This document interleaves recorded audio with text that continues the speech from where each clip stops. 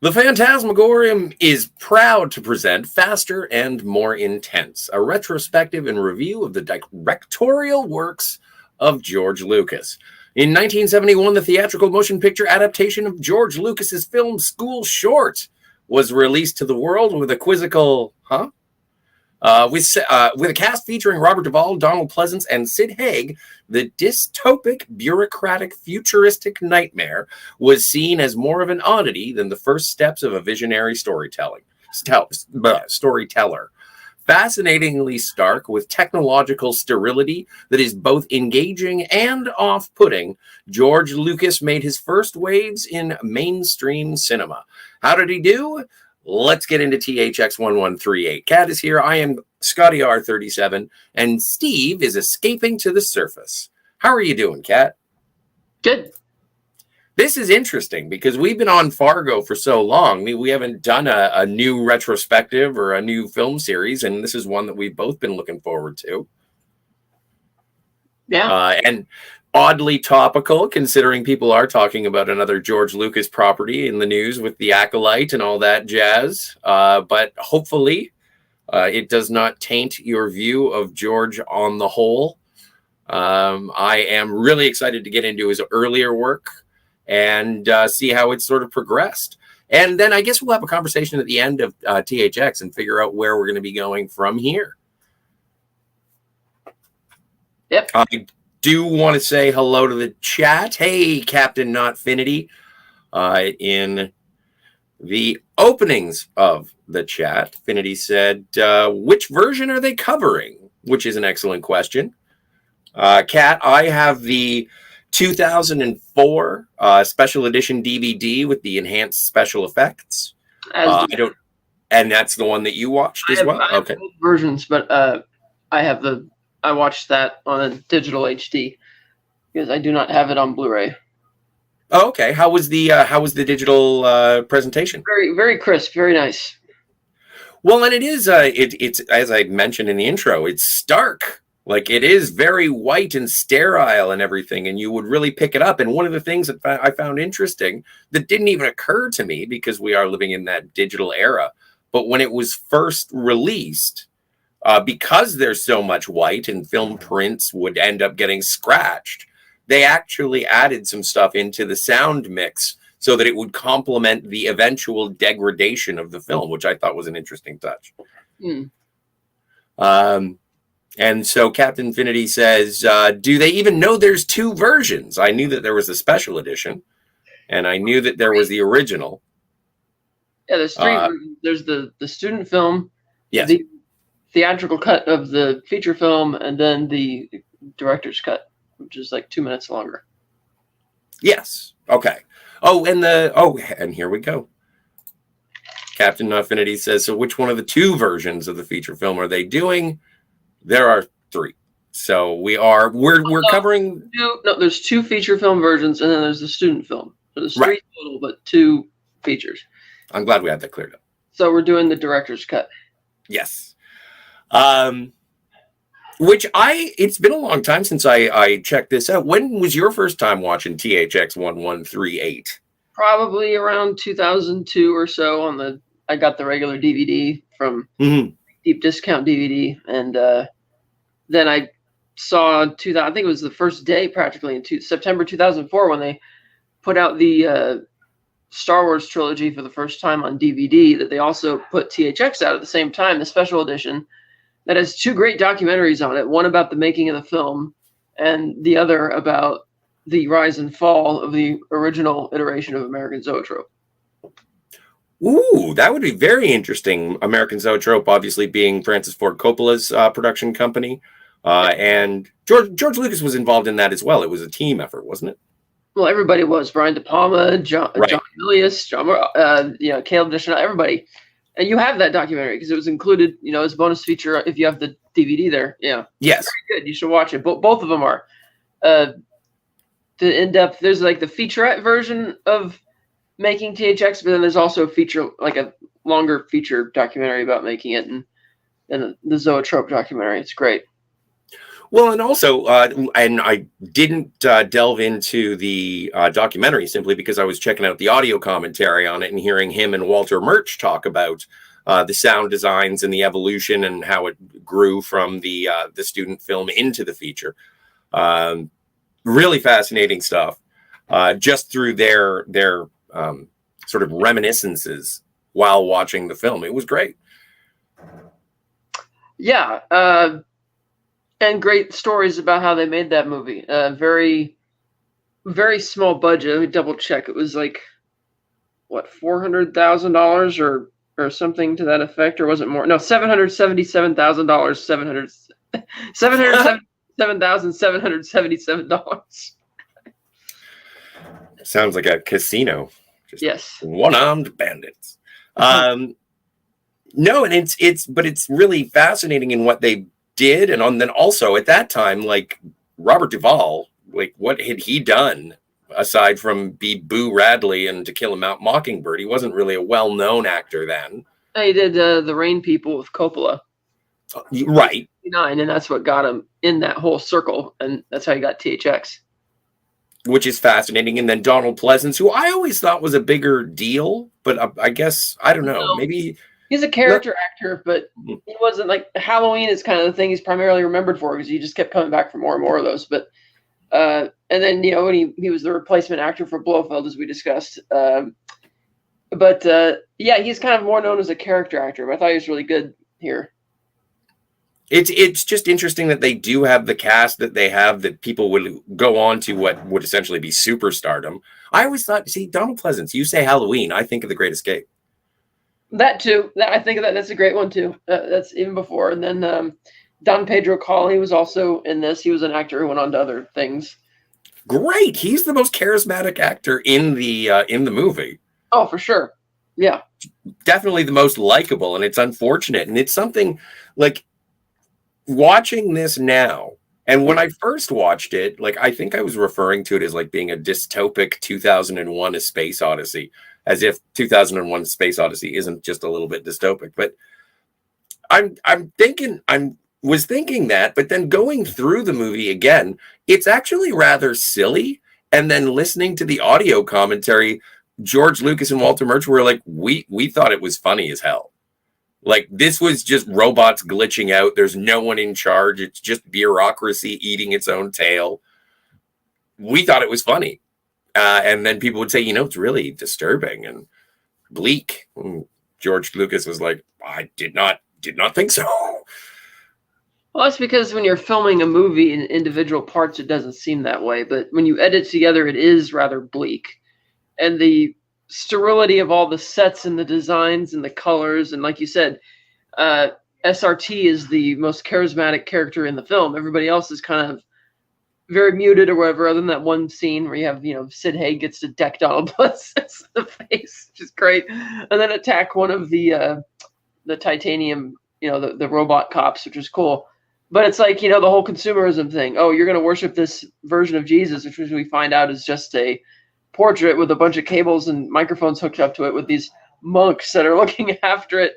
But it's about consumerism. Just buy everything and be happy and convince people to work these dangerous jobs to just make more androids and this whole consumerist type society. But unlike, say, the consumerist version of society that you see in WALL-E on the spaceship, where everybody's just constantly, where it feels very happy and fun, this just feels very dour and depressing.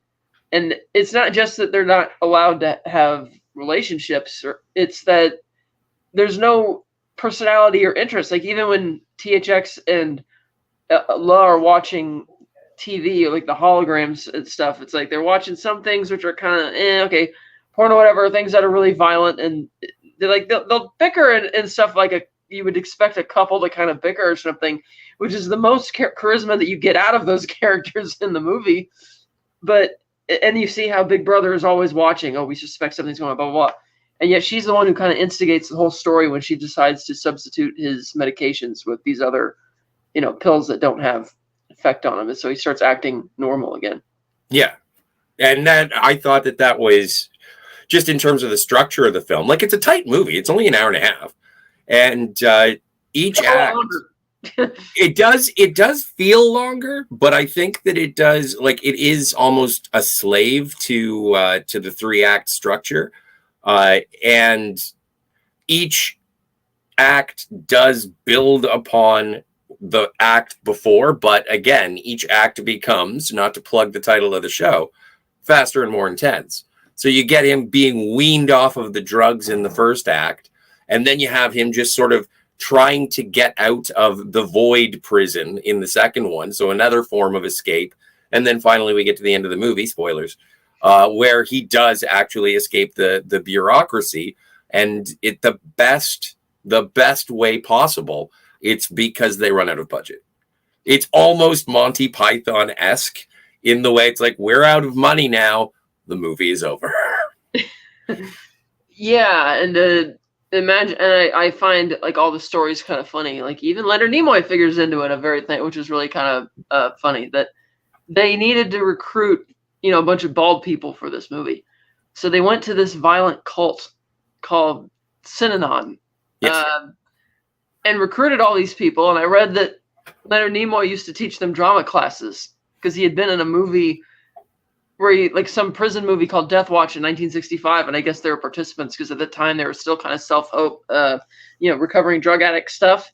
And they're like, well, why'd you teach him drama classes? And he said in an interview, well, because you do a little favor, everything comes back around to help you. Like he's trying to get a favor out of this, what turns out to be a very violent cult, which sounds very familiar to a story a professor of mine told about how, his wife was going to this self-help group, and it was one of those groups like this one where they humiliate you and they berate you and all this kind of stuff, and that somehow makes you closer to them. Like, I don't understand the logic behind it. And he noticed his wife was always so unhappy coming home, and he couldn't figure out what was going on. And eventually he found out, like, the local police chief was involved with it. It was just getting out of hand. But it sounded very similar to, Synanon and that kind of stuff. And I just thought it was funny that Leonard Nimoy is trying to get a favor from them down the line. Well, it's tragic now that you bring it up, just because that's not the only violent cult that a Star Trek actor has been involved in, because Nichelle Nichols, one of her relatives, was part of the what is it, Heaven's Gate, and the Hale-Bopp comet. I forgot about that. That's true. What is it about Star Trek fans and death cults, Kat? I don't know, but I know that a small regional paper in Point Reyes has the distinction of being the smallest ever paper to win a Pulitzer Prize for their investigation into the cult back in 1979. Oh, wow.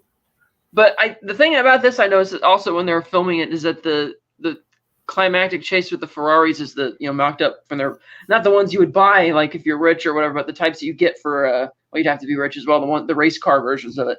Yes. Yeah, they decked out to be like the police cars, and they drove it through Caldecott Tunnel, which I've been through hundreds of times because it connects Oakland and the Greater Bay Area with Orinda and Moraga, where I grew up on the other side.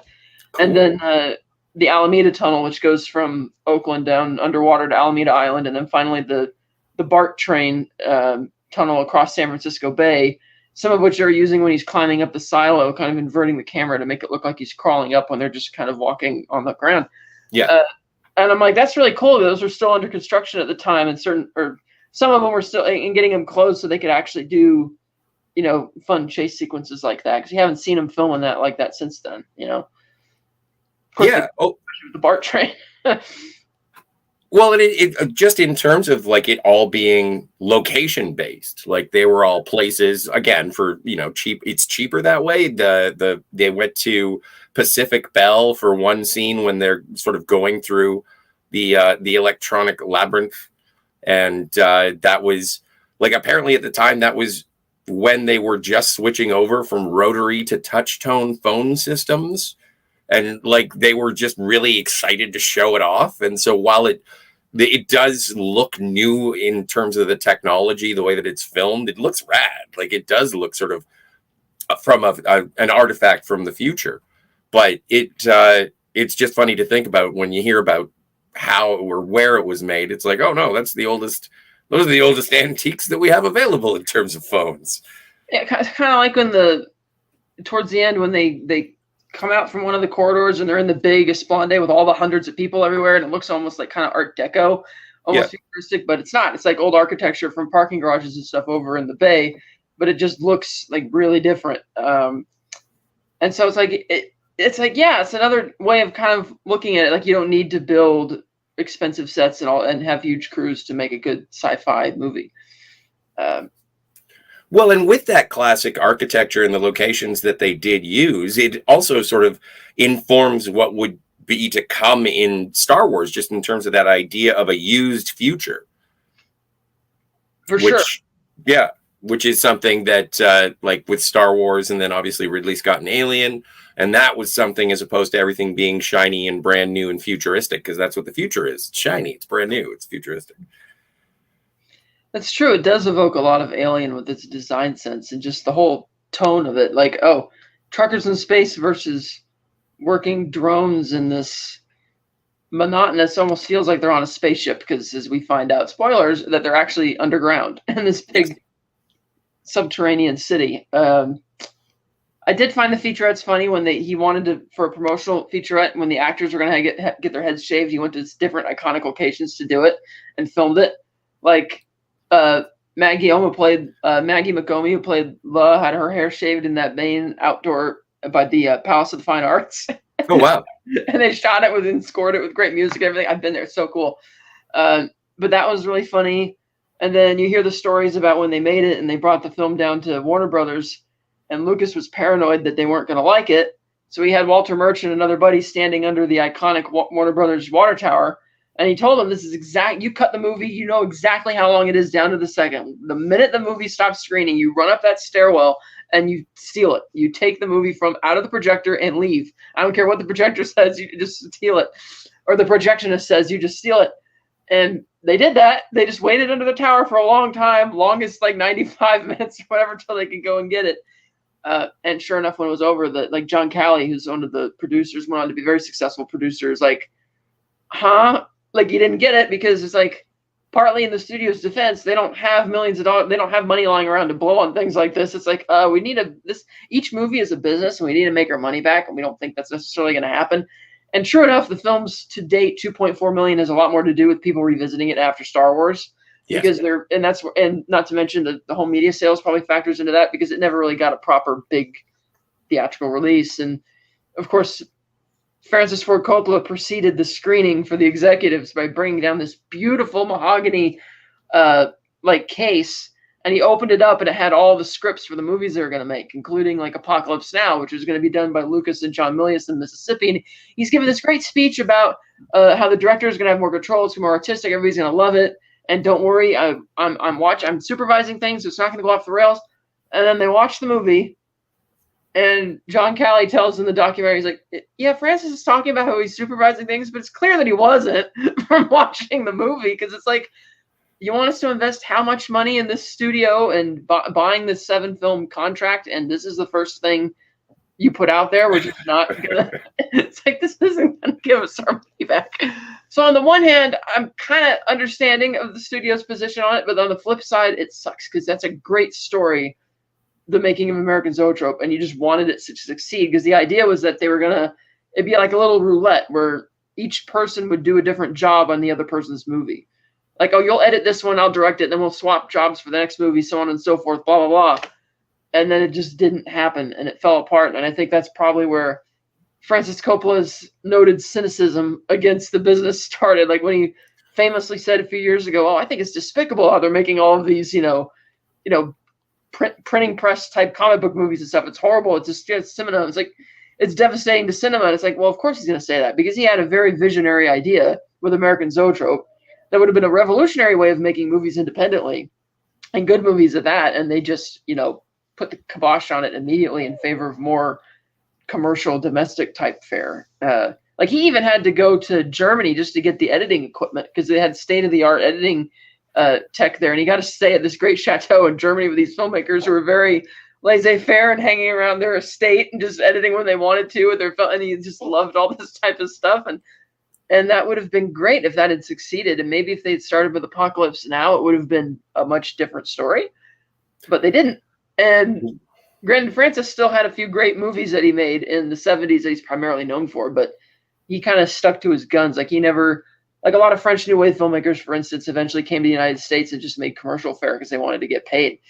But Coppola never really did that. He kept, like, his money was made with his winery. He kept making what he wanted to make, which makes sense why he looks at the studios the way he does now. This type that, like, he was disappointed when he, just like a couple months ago, when he screened Megalopolis, and none of the American studios were interested because he wanted to. He's like, but I covered the production budget myself. You're not lost any money there. But he wanted $100 million marketing, and they're like, we don't see this being But the European studios and those guys, they jumped on it like immediately.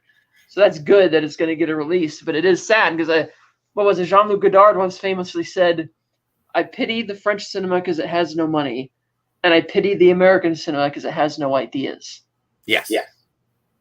And I think that's summing up very much where Coppola's position is as well.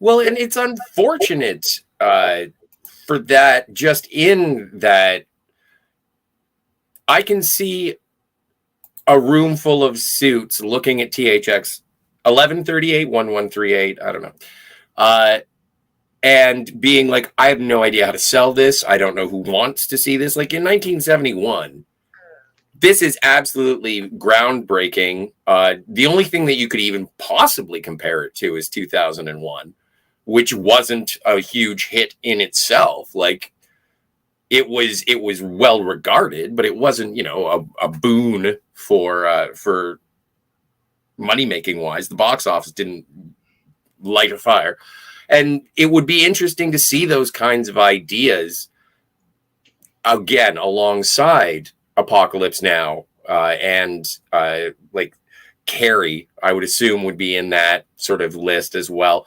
Like it just makes it would be more interesting if there were more chances made on flicks like that to try and sort of educate an audience as opposed to pander to them with another Black Panther movie. Bad example, another Spider-Man. Do we need another Spider-Man is what I'm asking. No.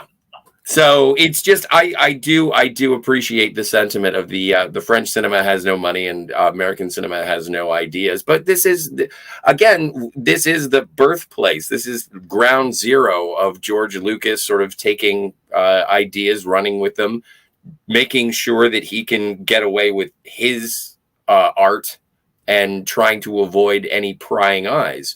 It's like he said that when he was filming in San Francisco. It's like, well, the studio was in Los Angeles, so we could do whatever we wanted. And there's a point when they're in the prison void, and it's like, I'm glad that the studio couldn't see this on the dailies, because I would have been fired immediately. This is not something that they wanted to see. And so, yeah, they don't get much into, like, Walter Murch and Lucas don't get into the reaction so much as they do just talk about the production.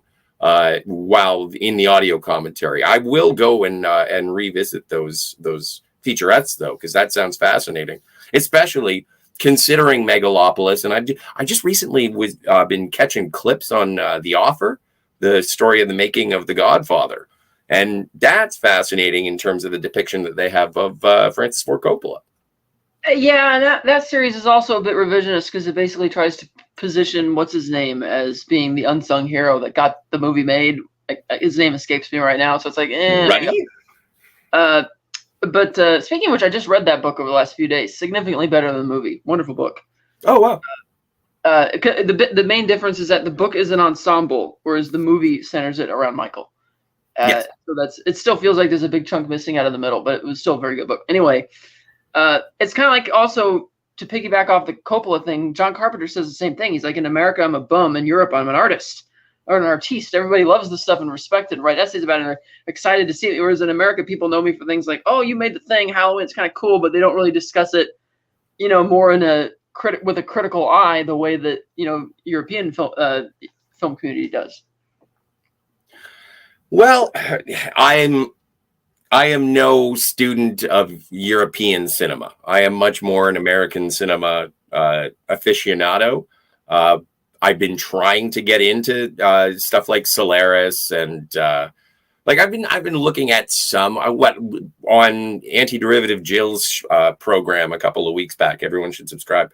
We did Fantastic Planet, and that was interesting. But that again, those are sort of movies that are intended to evoke an emotion over a period of time, as opposed to the spectacle of it. And I think that is something that American cinema does incredibly, is when it does nail the spectacle of it all. I am very happy. But again, the emotional evocations that I get from European or European cinema. Japanese cinema, I'm not that, aside from kaijus, I don't really know a whole lot. I should watch some more Kurosawa. I'd imagine that Fantastic Planet would have a similar motif in its reception to the original Planet of the Apes, in regards to what the stories are about and the way they portray, role reversals and that type of thing. Because I remember I had to watch Fantastic Planet in French class 20 years ago. And it was like, okay, the animation was decent, but it was a neat presentation, a neat idea. Not something I would probably revisit. It was like, okay, that was kind of interesting. But I could see why a lot of people may have liked it more. But that kind of being another idea. But well, it is kind of it's sort of akin to this, and I can see the reason I bring up the European cinema specifically is just because with Fantastic Planet and THX, you're just dropped into the world, very little exposition, no setup. We're not getting like an opening crawl or anything to tell you what kind of a world. You just have to discover it with the character and what they take for granted or what they're surprised by. And I find it, it's not difficult for a viewer, but for people who want sort of, here's our hero. He is going to the store. Uh-oh. He hit a car. It's like, that's it. And it isn't so fleshed out and understood. Like it gets damn weird at times. Like we get a Star Wars holiday special masturbation machine right at the beginning, which I thought was interesting. I didn't even think about it until the second time I watched it. And I was like, he ripped off his own idea. Well, somebody else did when they made that, because he had no hand in actually producing or writing the holiday special. Oh, okay. Then my knowledge, then good. We don't have to cover it on this show. That was CBS, and it was precisely because he saw how atrocious that was that he never, ever again let anybody else touch it or handle a TV. And no, The Acolyte is not anywhere. It's not good, but it's not. I mean, it's not great, but it's not anywhere near as bad as the holiday special, as 20 fanboys are saying. But we know what they're really complaining about with that. Anyway, I don't. THX is like, I find it interesting. I probably did listen to that audio commentary a long time ago. I just didn't remember it. That Walter and George saying that it's funny and they don't understand what people do. It's like, come on, you're a great Walter Murch is a brilliant editor. How do you not see when you cut that movie together that it's not really being presented as a comedy? It's like, yes, there's overtly weird things happen in it, but it's not presented in a way that's where you're going to laugh at it. Like even the part when he gets to the void prison with all these weirdos in there, it's not really it's presented as, this is kind of odd. It's not really, the only part I laughed at, honestly, is when Sen gets punched in the face by Sid Haig.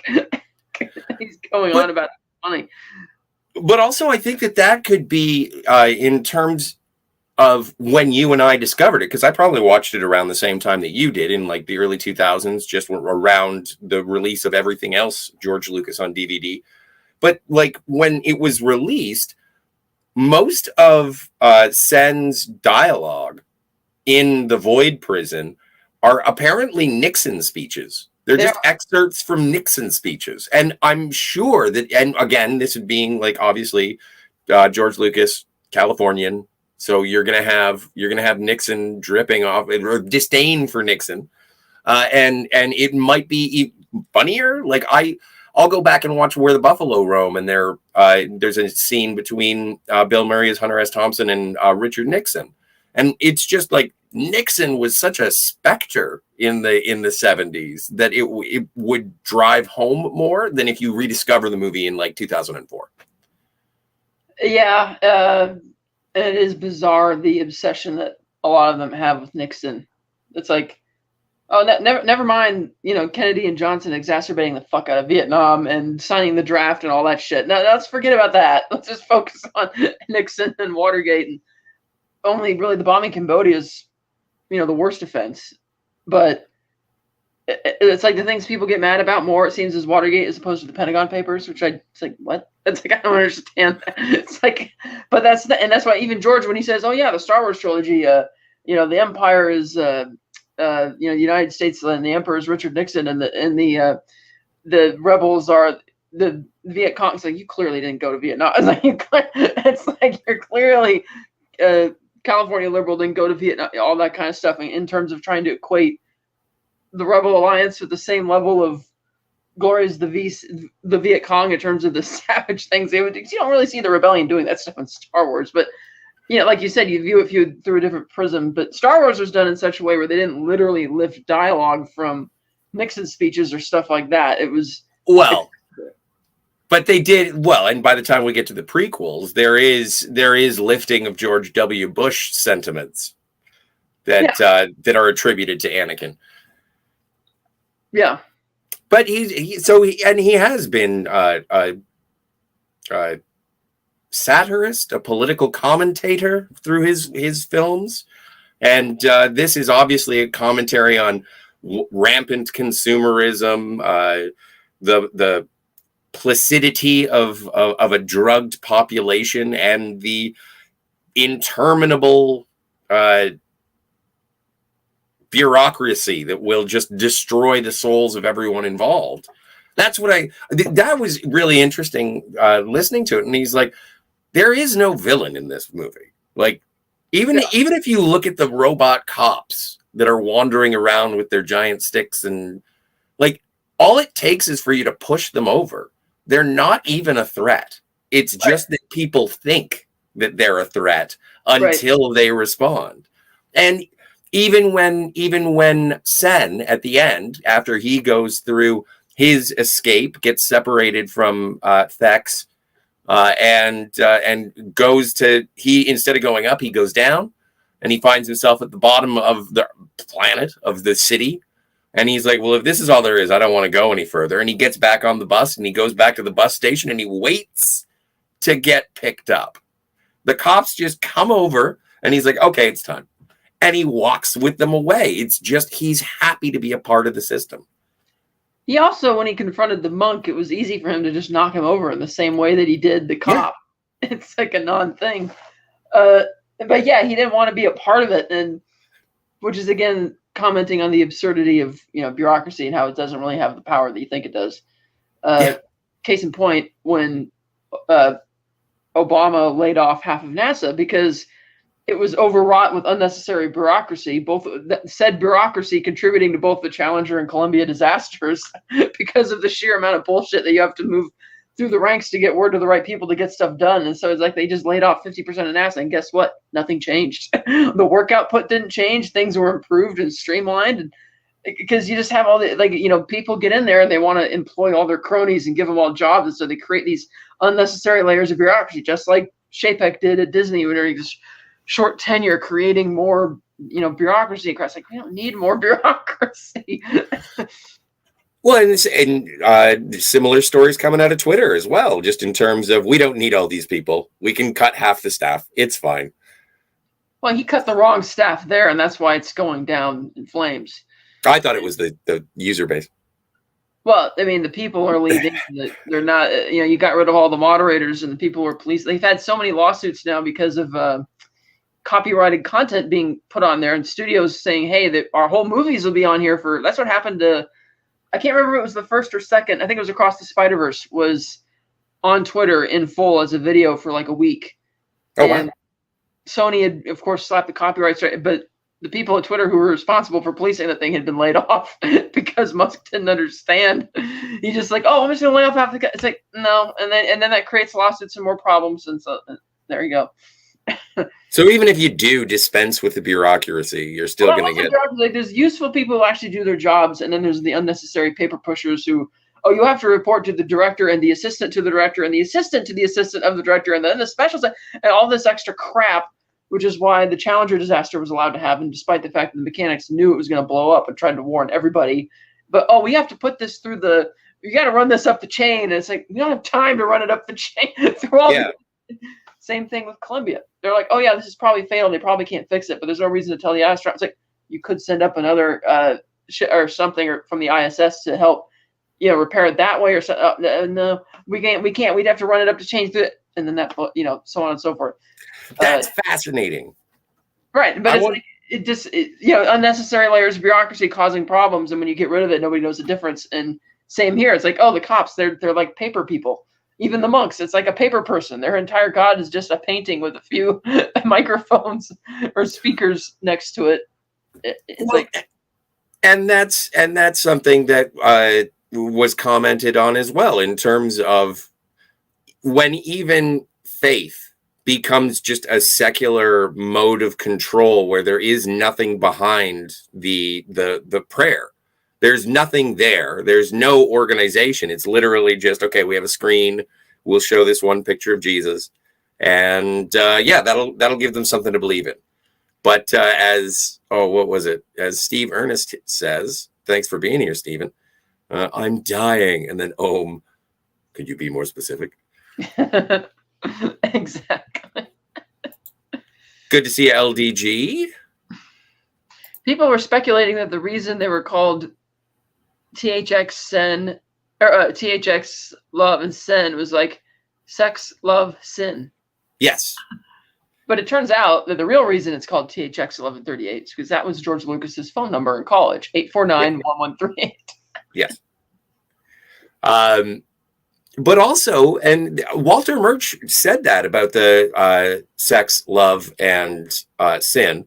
And then also said, like, SRT is supposed to be a play on Sartre. And there's also supposed to be the prisoners are designated based on philosophers. And that's one of the reasons why that scene is basically just gibberish exposition of people talking about the state of the world with no action. Right. And Lucas sort of commenting on, you can sit around and navel gaze and talk until the cows come home, but you do eventually have to act. And that is what THX eventually does, and says, I'm just going to go. I'm like, you can't. Sure I can. I'm going to go. And so I do appreciate that sort of the intellectual versus action. I thought that was a fascinating. And then, of course, he finds out that La has been killed, essentially. Yes. And been reassigned and never been recreated. And it was at this point in the story that I'm like, the film up to this point is very much a recut of 1984, because it's the same story. A world that's just as oppressive, economic, all this kind of stuff, love is forbidden, all this kind of thing. And then your protagonist has an illegal affair, and they get persecuted for it. She gets killed. He doesn't.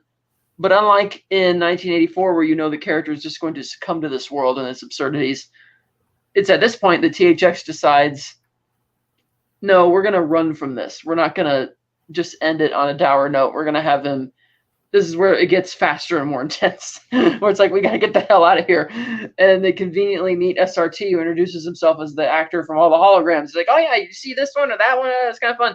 And he just kind of casually deciding to show them the way out, and they go off on their adventure. And it's funny because he doesn't seem to have a particularly strong motive for wanting to leave. He's just kind of there when they needed him to be there, and then they're off to the races. Well, and he was described by George as being, when you have a fantasy and you walk down the road and then you find a magical wizard at the side of the road. Well, that's SRT. Yeah. He's just he's a prototype Obi-Wan. He's your Tom Bombadil. I don't know. But like Wizard of Oz kind of thing. And yeah, he just takes you on his way. And I found him the most charismatic actor, or the most charismatic character. I know that everybody was making choices. It's not that they were sort of wooden, because that's what the world and the characters were intended to be. But SRT, I was just like, what a breath of fresh air when you finally get there, because you don't have that sort of unease that you had with Sen, and you're not getting that the same angst that you do with La and THX. I really liked Maggie. I thought Maggie was so expressive in an unemotional world. Yeah. From her first introduction, when she's sort of monitoring THX, it's the way that you can you can sense her anxiety and everything, and you can see that there's something off about her. And when she does sort of change THX's diet, his pharmaceutical diet, it's like there is a longing to her before she in sort of engages with THX on that level. And so it is like, I've heard people say that this is an unemotional story, but I find that the characters do sort of evoke an emotional perspective, and it's engaging. First time I saw it, I thought it was very bland and dry. And the more and more I watch it, it's those little nuances of the characters' performances, or the actors' performances, conveying those characters. It does add more pathos. Yeah. I find. Maybe I'm talking out of my ass. That works. Cool. Gundle Whittlebaum, man, good to see you, Gundle. Thank heavens you're here. I feel safer already. 2001 did well, 70 plus million box office on his 10.5 million budget. Adjusted for inflation would be $550 million box office. Not too shabby. I do stand corrected. For some reason, I thought it was an underwhelming performance. I thought it was just in a repertory sense that it made more money. Revered, but not profitable. That's how I always thought of it. But then again, I've just been schooled. So, well, that one you also had, Kubrick in his resume going, and then the effects and everything. So everybody went to see that one. Yes. So I'm wrong. Captain Finity says, yes, 2001 was huge at the box office. Again, I stand corrected. I will admit when I'm wrong, because it happens twice a year. And Captain Infinity, referring to the Acolyte, oh, they don't like lesbians. Is that it? I don't think that's it. I don't think that's it. And so, oh, my stars. Finity says, can't just go moving the Ho Chi Minh Trail to another country and expect to get away with it. I assume. And Daniel's Hot Topics is here. Hey! Good to see you, Daniel. And Daniel is excited for the finale of Doctor Who tomorrow. I have not been paying attention to this season of The Who. So, I guess I do wonder, as people have said, if Star Wars was not a success, what other films he would have made. Like, I think he probably would have done Indiana Jones because that was a unique idea brewing in his head. But if that hadn't succeeded either, would he go back to doing more adverse things like this? Like he said when he retired that, I'm going to, focus on building my museum, which is still under construction in LA, massive thing. Mm-hmm. But he said also that, I'm going to continue making experimental films, but stuff that isn't going to be shown publicly, like just for my friends or whatever, and maybe screen them at the museum. And now it seems like he gave another interview recently where he's kind of changed his mind on that, fully retired. And it's like, I am curious, though, to see what else he would have made. Well, and his sort of assessment of this was, if it didn't work, like he wanted to make this movie, he wanted to see if he could get it done and sort of dip his toe into the mainstream. And if it didn't work out, if it was absolutely reviled, then he said he would go back to documentary filmmaking. So I don't think that we would have had many narrative features if Star Wars had failed. I think he would have ended up either being like sort of a journeyman director or a documentarian. Like, I think that's where he would have ended up. Yeah, and continued doing films like that. He said if he had never made it in any type of filmmaking sense, he would have been a toy maker. Well, but with which in a way he kind of is. Yeah. But this was just. I do find that interesting though that he says, "Oh, we thought this was a comedy." It's like, really, Yeah, so that is. I would be interested to see what would have happened in another alternate reality where this got a wide release like he was expecting it to get, and what would have happened. Because again, I think this is a better version of 1984. Because granted, 1984 is a satire as well that is more comedic, and a lot of people miss the point of that novel. Mm-hmm. They also thought, oh, it's dark and bleak, it's the future, and Orwell's like, no, it's a satire. It's supposed to be kind of funny and ridiculous. But the thing about 1984, whether you're watching the movie with John Hurt or if you're reading the book, it's either within the first 10 minutes of the movie or the first 10 pages of the book, you could tell how it's going to end. It's like it's rich enough and it's done well enough that you know that this is going to end with this guy just succumbing to this. It's not going to be some, he's not going to run away from it.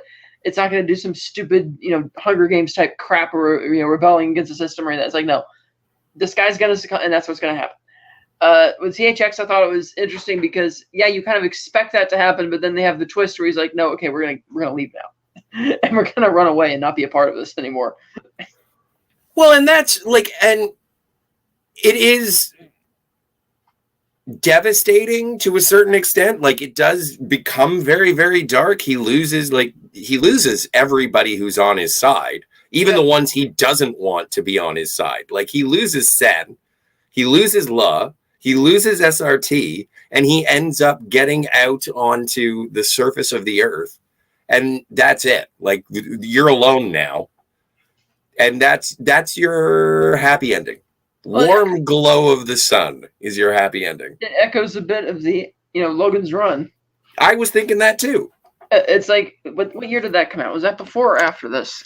76. Okay, so that was after this. But it's like, I wonder if they saw this, because it's like the same kind of, and I'm not sure if it's in the theatrical cut. It's probably a special edition when THX is like accosted by the simian, like, or the monkeys or whatever, and I know that are like not, you can tell they're not real, or that they're or something, and it's like, okay, this is weird. And even like you mentioned with the cops not only being powerless, but they're always saying, we want to help you, come with us, we're here to help, and they're the ones who chicken out and don't want to follow him any farther by beckoning him to come down where it's safe, and then they're backing away. And a lot of people at the time thought the reason they're saying it's not safe, it's like, oh, does that mean there's like a nuclear fallout above, like if he opens the, goes out the door or whatever? And instead it's just, I know they filmed that near Santa Barbara on the coast down there somewhere. Yes. That's some Port Huim or whatever it's called. And it's like, he just kind of looks around, and at first I thought it was a freeze frame, but when the credits are rolling, he's still kind of standing there moving around and looking around at just all the desolation and emptiness. Well, and whereas the novelization has a more, more positive outlook at the ending, and there's other people up there living their lives. Well, and that's the thing, is that when he does get up there and you're finally, like, it's really the first time that you're introduced to warm colors, and it's right in the last minute of the film. But I have no idea what that world looks like. Like, I only see the silhouette, and there is a bird that flies through the frame, and there was some talk when they did the digital re-edit or remaster, whatever you want to call it, and they were like, do we take the bird out? Like, or is the bird a sign that there is actually hope on the surface? Mm-hmm. And they came to the conclusion that yes, the bird, and it's only fleeting. You really have to that is the only indication that there could be something positive happening up there topside. Yeah. I also thought it was interesting that when SRT got in the car crash, yes, THX goes over to help to bring him along, and he's gone. Like, he's not in the car. He's not like dead in the car. He's just gone. Now, there is reference to him being a hologram. But he introduces himself as a hologram, but then he says, from the videos, have you seen this video or that? I thought when he says, I'm the hologram, that was his way of saying I'm the actor who's in the hologram, as opposed to being an actual hologram. Okay. All right. That makes way more sense. Then again, it might have been a trippy thing that, maybe he was a hologram this whole time. Ooh.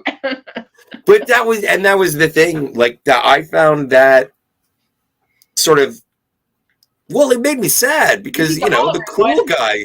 Because if he's just a hologram, why does he have a name? SRT and a serial number, He would just be a hologram who's a character in those little videos. Well, yeah. I don't know. Like, everybody needs a designation, even if it is, alphanumeric. Well, I mean, but if the idea is that he's not actually real, then he wouldn't have a designate. But then again, that would have to bring a whole new thing. It's like, okay, if you're a hologram, how did you get out? So I interpreted that as him just saying, I'm the actor from the hologram, without saying I'm the actor, because it would be, right. evident. Well, and yeah, it is. If you, again, a lot of the dialogue that happens here is purposefully made oblique. Like, you're not supposed to really understand. It's not really supposed to make a whole lot of sense. It's supposed to sound like something, but under closer examination, it doesn't make a whole heck of a lot of sense. And so to have someone actually speak frankly and honestly, that would be incongruent with the world itself. So yeah, a guy coming up and saying, "Hi, I'm a hologram," means that yes, I performed on the holograms between, when you were flipping through channels masturbating. All right. Anything else we have to say before we get to ratings? Well, and it was, there was someone in the chat. It was Stephen again. Stephen Ernest said, "Did you two compare the original theatrical cut and the director's cut opinions? Lucas did a lot of digital tweaking in the later versions." Yeah, I remember from the theatrical cut that the canvas wasn't as wide. Like when you see the city with all the cars driving around, when you see the control center where he actually works, and then the smoothing out of different things, adding the monkeys, like you mentioned, and that type of stuff, and some of the effect. It is. I mean, I didn't mind it. I thought it opened it up in the similar way that the special edition of Empire Strikes Back opens up Cloud City, so you can actually see what he had envisioned. And that's a case where it's not just revisionism. Like, you could tell this is what he actually wanted this Cloud City to be like. So he did do a lot of digital tweaking, but I didn't mind it in this case. And I did see both. I mean, I admittedly have not seen the theatrical cut since probably 2002 or 2003, even though I have the DVD. But because once I saw the director's cut, I just liked that one better. But yeah, that's kind of that. Yeah, that's my take on it. Yeah, and I don't recall seeing the original theatrical cut. Is it on the DVD? I don't think so. I thought it was, but It might not be. But there might be a video comparison feature. I couldn't actually find the DVD. It's somewhere in my attic, so I just watched the digital thing instead. But it's only 2 minutes. The director's cut is only 2 minutes longer.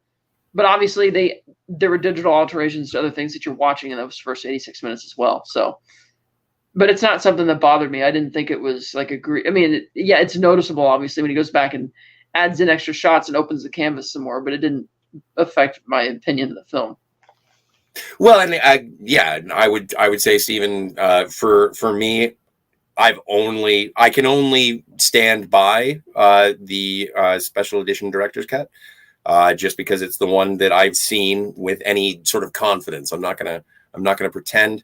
I don't remember seeing the original. I did think that the digital special effects, while there are parts where it does open it up. The final car chase does look a little, I don't know, I want to say like rubbery.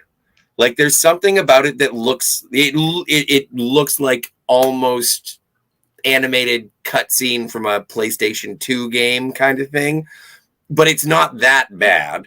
But it does feel like a sort of television upgrade. The close-ups of the tunnel are a lot better. Like you shot it like trying to, like, like you would shoot a race. Like you want to see it like a race car, the sense of speed when they're zooming by on the cars and the bikes. But yeah, you're right. Some of the wider shots of the cars driving through the city do look a bit like that. But I still think that it and obviously you can, when you spot CGI being put into a film from 1971, you can definitely see where it splits. But like you said, with the tunnels, with the original modified cars, those are still there. Those shots look great. And with the intention of the chase being, again, sort of from an impotent law enforcement that is really not trying all that hard and doesn't really have to, because everybody is just drugged into submission, is that it is just cars going fast until they crash. Because there's no matching two vehicle shot. There's no having them in the same frame.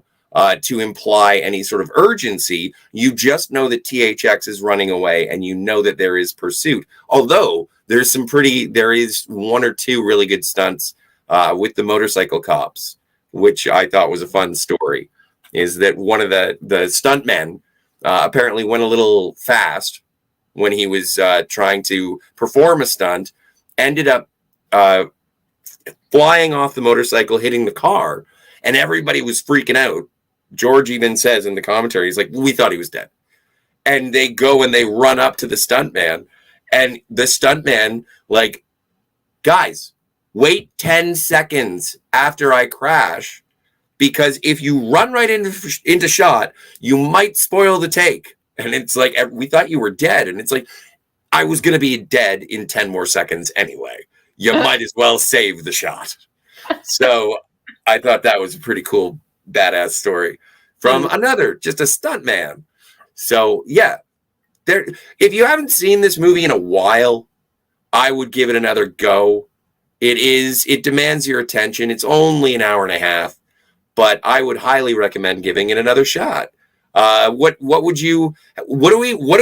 our rating structure for Faster, More Intense? Is it going to be Star Warsian? Is it going to be race cars? Race cars, like a V1, a V2, or V8, like that kind of thing. You know cars better than me. Don't shame me.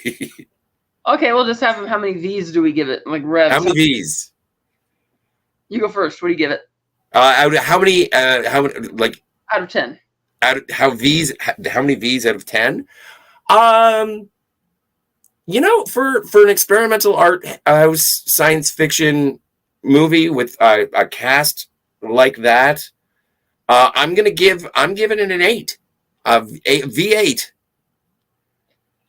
Yeah, I'm gonna give it a V8 as well, because it is. Yeah!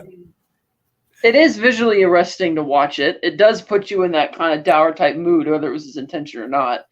And it does get its commentary across about bureaucracy and consumerism and the pointlessness of living and everything.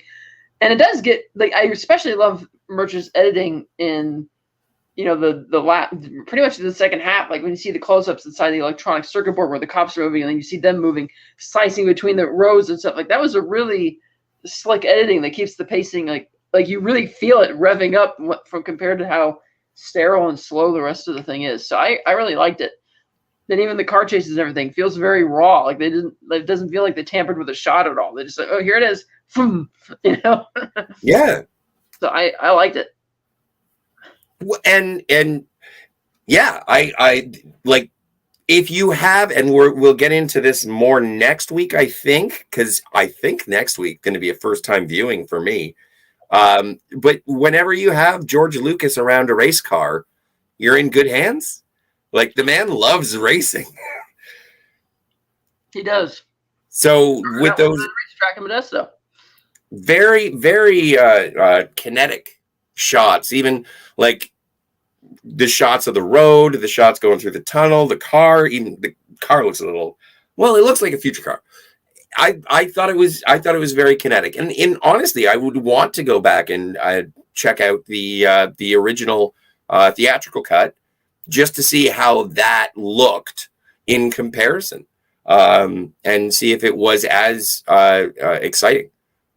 Because with the added special effects, there are sort of like weaving through traffic that it's like no, little too cartoony, and so seeing that original action sequence would be really cool. Cam's Crash Courses is here. Hello, everyone at the Fantasmagorium show. Just stop by for a minute to drop a like. Birthday party. Hey, Cap.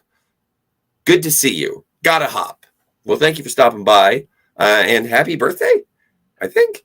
Yeah. And Stephen Ernest says, the expanded car chase takes away from the claustrophobic feeling of the original, in your opinion. Again, it's something that I'd like to check out, and I'm not against sort of visiting or revisiting the original, or in its original form. Affinity says, got to check out Mean Streets one day too, huh, Scotty? I did. I watched it. So thank you. And Affinity also says, oh, Scotty hasn't actually seen the original movie. The original theatrical cut, no. I have. It's been a long time, and I don't remember it earnestly.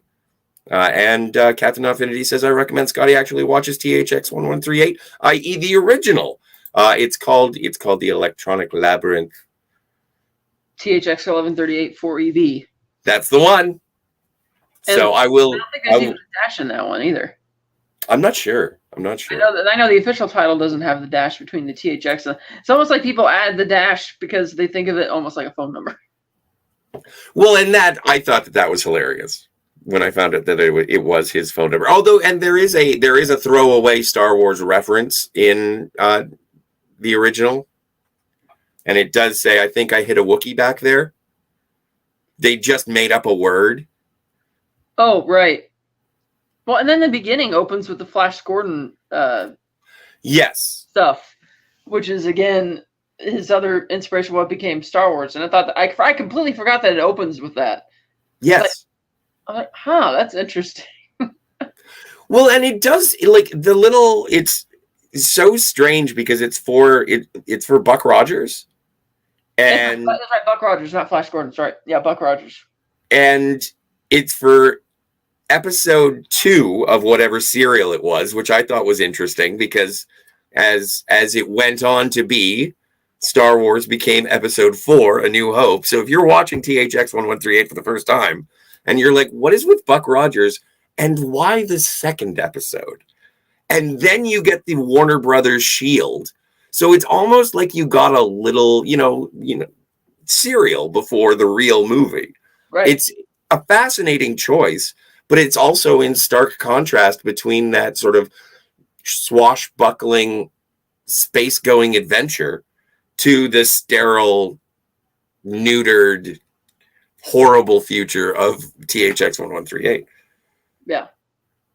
I think it's artistically very interesting, and I can't wait to see what George Lucas does next. What is George Lucas going to do next, Kat? American Graffiti. I know. On a dare from Francis Ford Coppola. Yes. Can you make a normal movie? I almost want to do a double feature of American Graffiti and The Straight Story by David Lynch. Just 2 movies where the crazy people are being as level-headed and normal as possible. And then following that, we'll be doing Star Wars. Now, when we do Star Wars, my intention is to watch the original theatrical pre-A New Hope Star Wars cut. If that's okay with you. I don't care which cut you watch. It's not right. You can do whatever you want. You're an adult.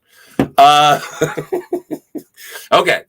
And then once we see, that's going to be interesting because we'll discuss the rest of what we do off the show. No more show notes, but that's the next 3 weeks that we have planned, or next 2 weeks we have planned. We're going to do American Graffiti next week, and then we're going to follow it up with Star Wars. Totes. Right? Totes. All right. Well, I do want to thank everyone in the chat. Thank you, Captain Notfinity, for being a very enthusiastic participant in the chat today. Daniel's Hot Topics, thank you so much. And it is true. We should say, raise a can of club soda to Donald Sutherland, who passed away today, 88 years young, with a legacy to please even the most cynical of film fans. I can't believe the things that he gave us in his time on this rock, and I do appreciate it, and thank you, Daniel, for bringing it up. But my dad hates him, but I am a fan. Thank you again to Stephen Ernest for being here. Gundel Whittlebaum, you the man, dog. Thank you for being here. LDG, you're the bestest. And Andrew Wordna, thank you again. Don't forget to subscribe to Cinema Gulp. That's not, you don't have to spell the la la la. Don't forget to subscribe to Cinema Gulp. Subscribe to Anti-Derivative Jill. What do you got going on, Kat? You've got things going on. I got this going on. That's it? That's all? It's everything? We've played old episodes for our Star Wars show on the Virtual Cantina Network channel for last time and for this upcoming time because I haven't been able to get the times to work. But that's fine. And then I suppose, I guess, just in terms of, have you been watching the Acolyte?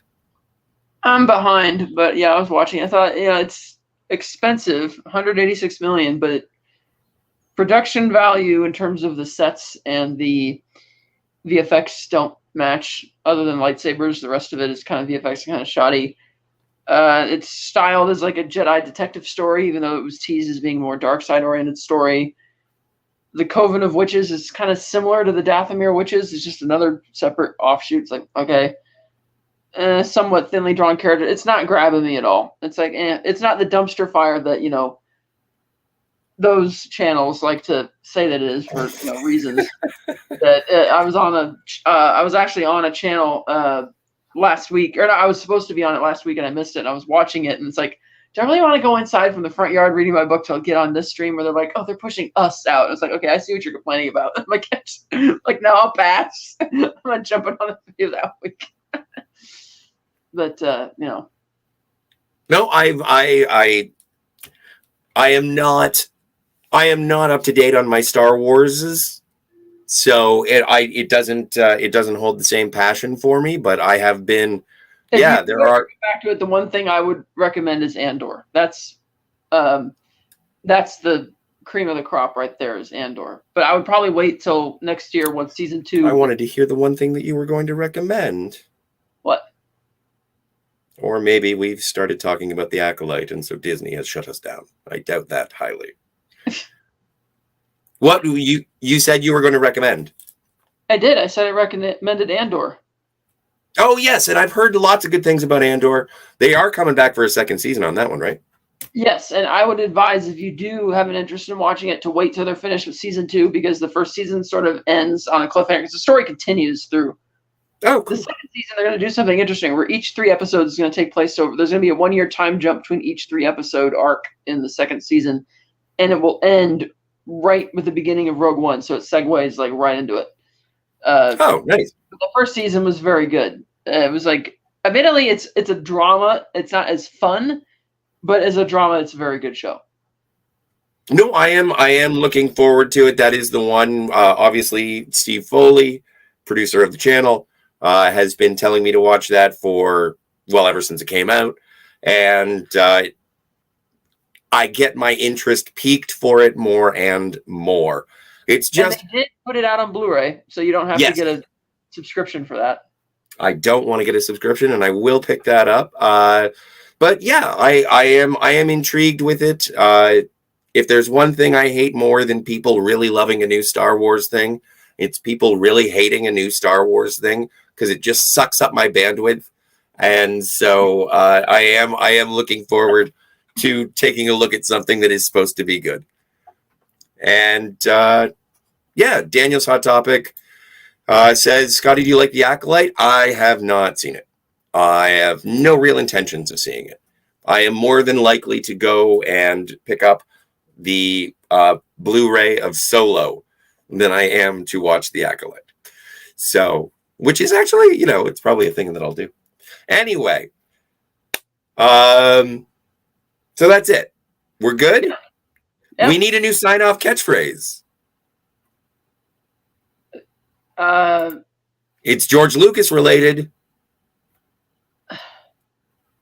May the Force be with you. No. No. Try harder. I was going to say punch it. Oh, yeah. Punch it.